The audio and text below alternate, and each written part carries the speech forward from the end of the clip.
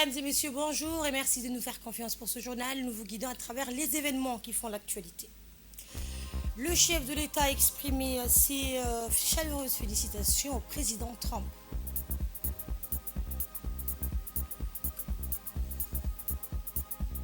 Et au Liban, au moins 40 personnes ont trouvé la mort dans des raids israéliens sur l'est du pays.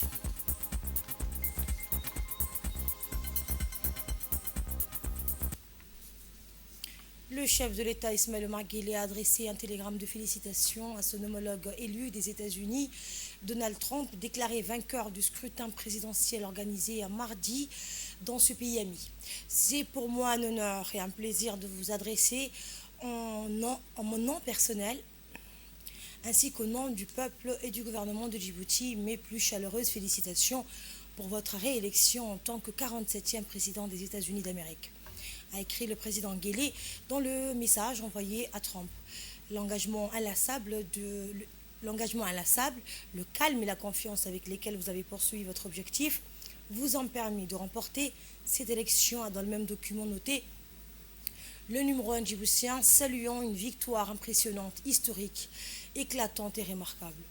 Eh bien, la République de Djibouti continuera de soutenir les États-Unis dans leurs efforts pour apporter la paix, la liberté et la démocratie dans le monde, a dans son élan indiqué également le chef de l'État, soulignant combien les deux pays ont en partage des valeurs communes et un engagement fort à contribuer conjointement à l'émergence d'un monde plus libre, plus sûr et plus prospère.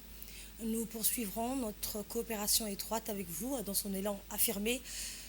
Aussi le président Guelleh qui a saisi cette occasion pour assurer le président Trump ainsi que le peuple américain que l'amitié et les relations entre nos pays et nos peuples resteront toujours aussi solides.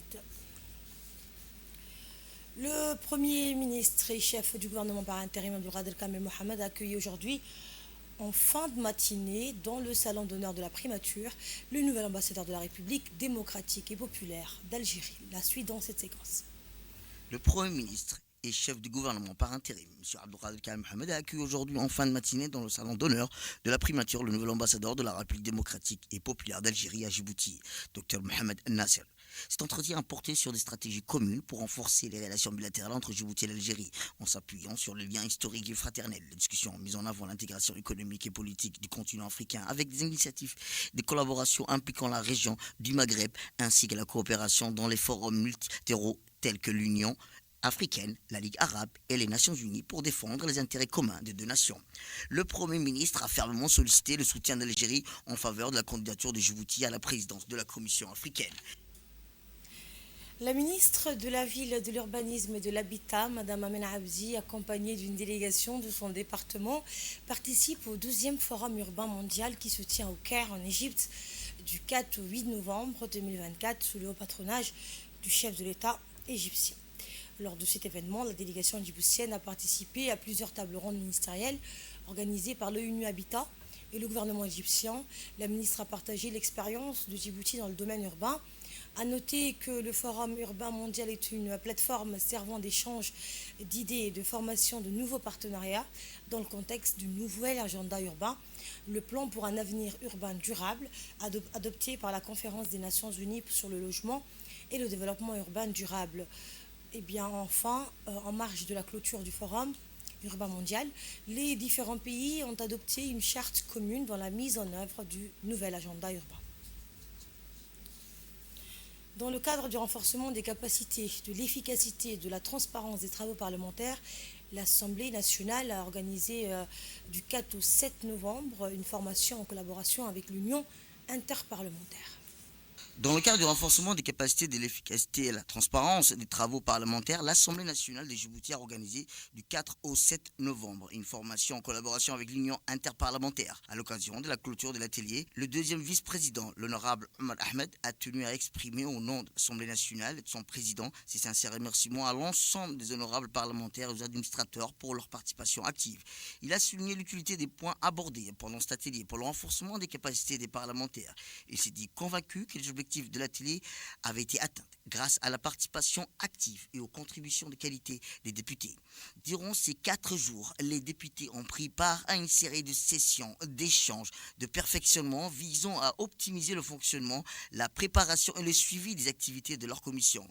Ces sessions de formation ont permis aux parlementaires d'approfondir leur compréhension des missions fondamentales des commissions parlementaires, notamment en matière de législation, d'information et de contrôle de l'exécutif. Ils ont ainsi pu explorer en détail les responsabilités qui leur incombent pour remplir leur mandat de manière efficace et responsable. Le deuxième vice-président, Amal Ahmed, a tenu à exprimer, au nom de l'Assemblée nationale et de son président, ses sincères remerciements à l'ensemble des parlementaires et aux administrateurs pour leur participation active. On l'écoute. La clôture de cet atelier de renforcement des travaux en commission. Tous les points qui ont été abordés ont été très utiles pour renforcer les capacités des parlementaires, tenant compte de votre totale participation, de la qualité de vos contributions. Je ne doute pas que ces objectifs ont été raisonnablement atteints. Chers collègues, comme vous le savez, cet atelier s'inscrit dans le cadre d'un schéma de formation continue que nous avons établi au début de cette 9e législature.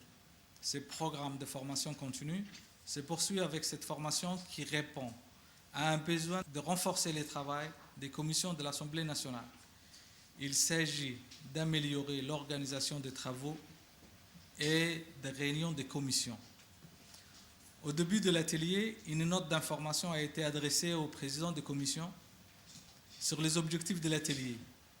Suite à cette note, il est attendu que les présidents des commissions étudient les recommandations issues de l'atelier et réfléchissent aux voies et moyens de les mettre en œuvre. Je rappelle que le président de l'Assemblée nationale a également souligné l'importance, dans son discours d'ouverture, de mieux renforcer la coordination des efforts afin d'impulser avec plus d'efficacité l'amélioration du fonctionnement des commissions. Mes chers collègues, je ne saurais terminer mes propos sans vous réitérer notre engagement à continuer de renforcer le développement institutionnel de l'Assemblée nationale. C'est sous la présidence du chef d'état-major général des armées que les forces armées djiboutiennes ont célébré aujourd'hui la fin de la première rotation du stage de recyclage opérationnel initié le 5 octobre dernier. Explication.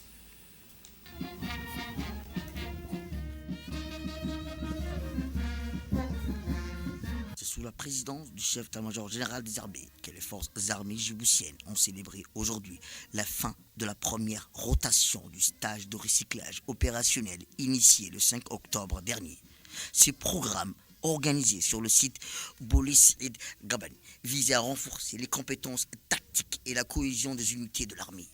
Officiers, sous-officiers, militaires de rang se sont réunis au centre d'instruction tactique et technique d'Ambouli, au camp Cheikh Ousmane, pour marquer cette occasion, témoignant des semaines d'efforts intensifs et d'engagement durant ce stage. Éléments recyclage rassemblés. 408 honorants, lieutenant-colonel Eli Abdouma, commandant de l'école. Ensemble général. Cette première rotation a permis aux participants de se former dans des environnements exigeants, dans une école de persévérance, d'adaptation et de solidarité. Ils ont ainsi pu renforcer leurs compétences techniques et tactiques tout en ravivant l'esprit de cohésion.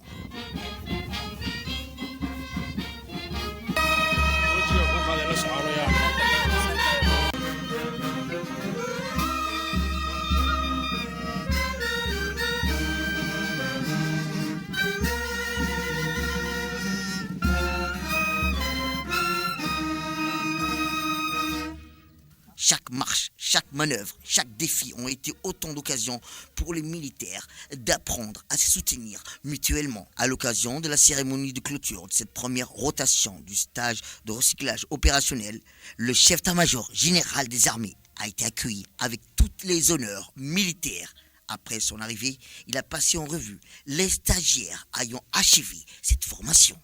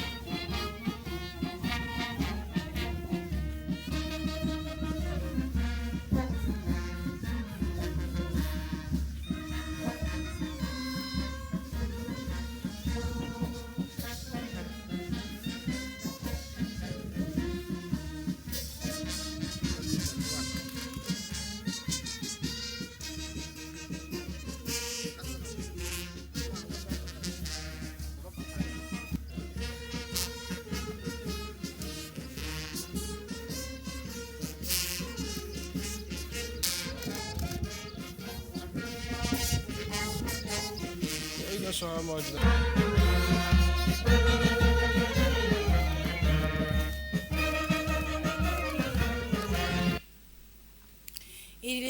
Écoutez un extrait du discours du colonel Dahir Hassan Abadid.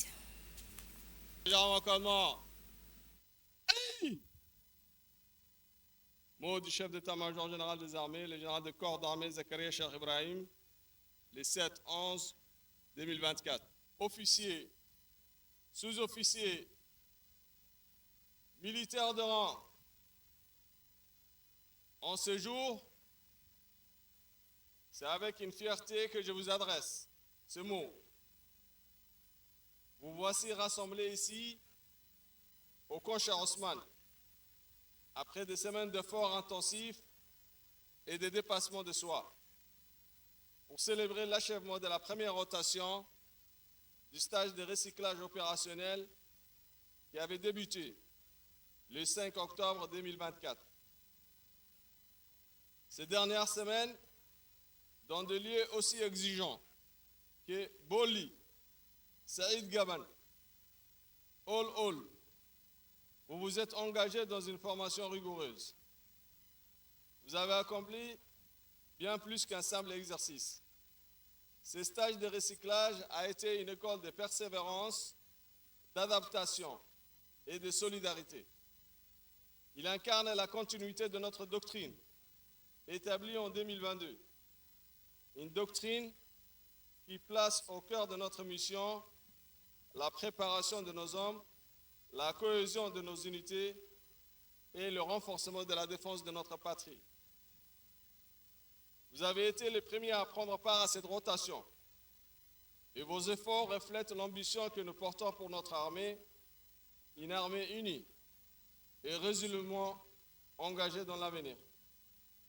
Officiers, sous-officiers, militaires de rang, ces exercices n'ont pas seulement renforcé vos compétences tactiques et techniques, ils ont également ravivé l'esprit de cohésion qui fait la force de notre armée. Car dans chaque marche, dans chaque exercice et dans chaque défi, vous avez appris à compter les uns sur les autres. En ce jour, je souhaite que vous emportiez avec vous cet esprit de cohésion, que vous soyez les ambassadeurs de cette discipline et de cette force morale au sein de vos garnisons respectives. En terminant, je tiens à féliciter chacun d'entre vous pour l'effort que vous avez consenti. Continuez à être des exemples pour ceux qui vous entourent et à marcher avec la tête haute, car vous êtes les garants de la sécurité pour notre pays.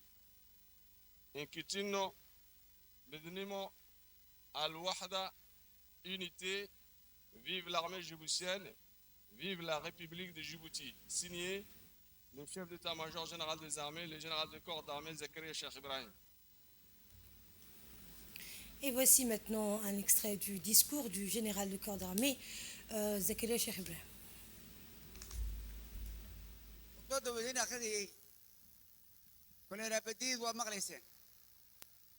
in yar baan ku darayaa afafkeena mid ka mid aan ku hadlay kelmadda afarta magac inaan ku sifana kulanku akhriyay marka waa inaan taa ku sifabnaa oo gacanta ku qabsanaa oo qalbiga ku qabsanaa indhaha ku haysana dhagaa ku maqalay arkayna ugu dhigtanaad oon meel kasta ku isticmaala sida meesha askarta dhexdeeda xirooyinka dhexdooda korka servicekeena dhexdeena markaa reeraadka dhexdeena markaa sheekaynaysaan dhexdeena inaan saa ku dhaqano weeyaan askarimaa lagu dhaqo wadanimaa lagu dhaqo walaalnimaa lagu dhaqo diinteena lagu dhaqo nimadeena xayisanno واردين شجع عيدك هارك جوكو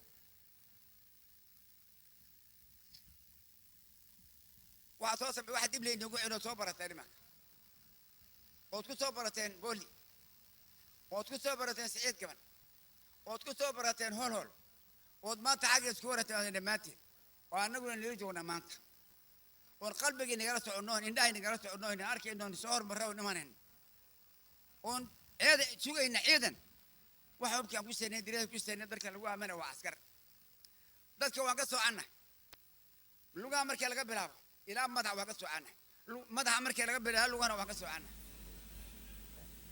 Prenons la parole donc lors de son discours. Aujourd'hui, je souhaite, a-t-il dit, vous adresser ces mots dans notre langue afin que chacun d'entre vous puisse comprendre et retenir pleinement le message que je vous confie, un message qui doit rester gravé dans nos têtes et dans nos cœurs et qui doit se transmettre au sein de notre armée, que vous soyez en service ou hors du service.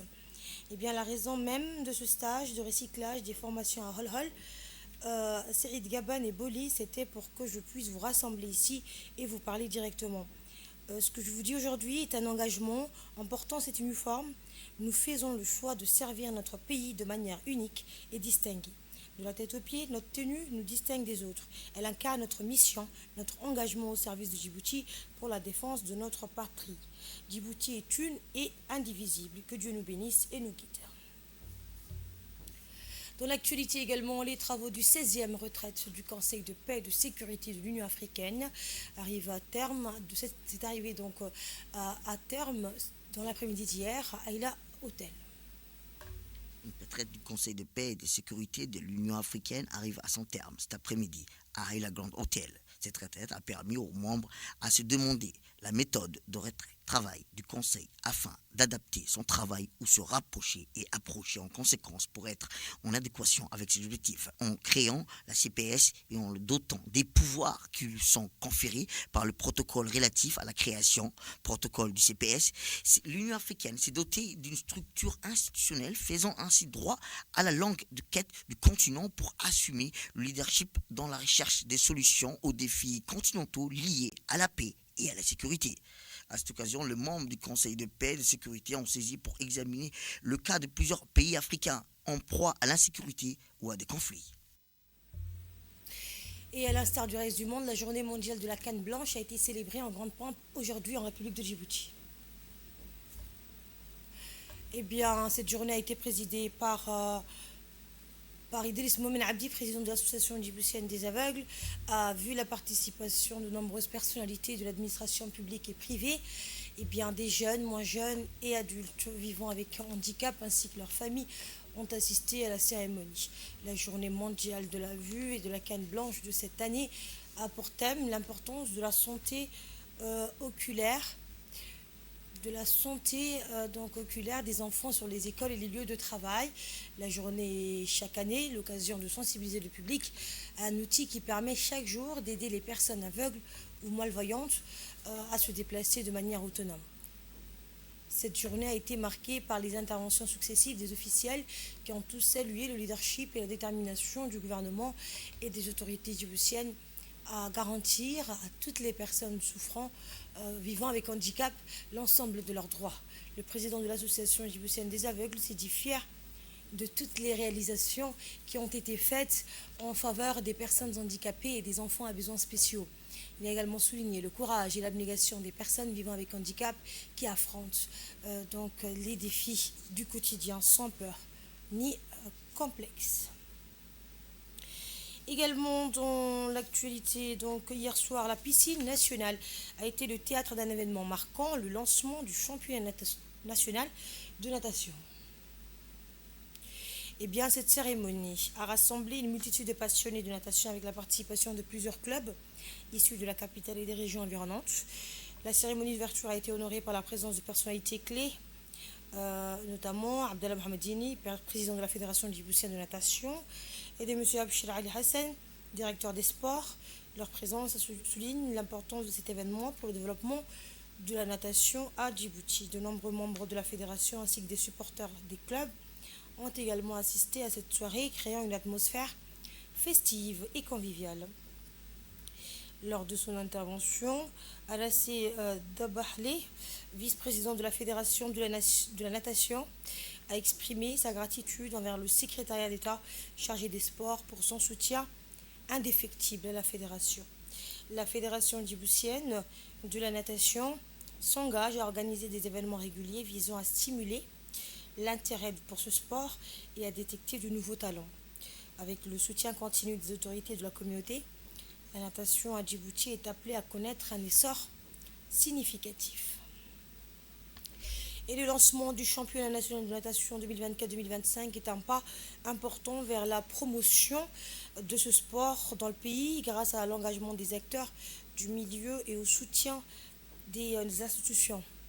Eh bien, Djibouti peut espérer voir émerger de nouveaux nageurs de talent qui représenteront fièrement la nation sur la scène internationale.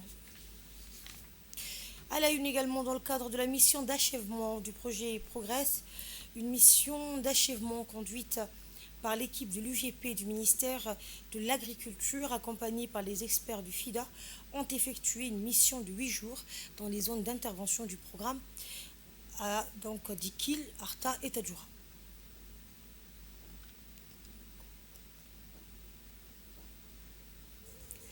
Eh bien, ces visites ont conclu avec l'organisation des ateliers des parties prenantes à Dikil, jeudi donc 31 octobre et à Tadjoura le lundi 4 novembre, respectivement à l'hôtel Gobaad et Gadila Resort.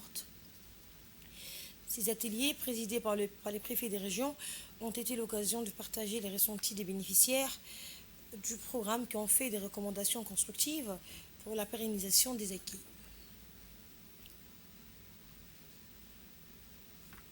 Voici à présent le mot du préfet de la région de Tadjoura. L'événement marque une étape significative dans notre engagement commun pour l'amélioration des conditions de vie de la population rurale. Depuis son lancement en juin 2017, le Progress a été conçu pour répondre aux défis majeurs auxquels nos populations sont confrontées, notamment la gestion durable des ressources en eau et des pâturages, le développement rural et l'adaptation au changement climatique. Grâce à l'engagement de toutes les parties prenantes présentes ici, ce projet a non seulement amélioré l'accès à l'eau pour plus de 9000 ménages dans la région de Tadjoura, mais également favorisé la diversification de revenus et renforcé la résilience des communautés face aux aléas climatiques. Le programme Progress a su s'inscrire dans le cadre de nos efforts de lutte contre la pauvreté et de résilience face aux défis climatiques.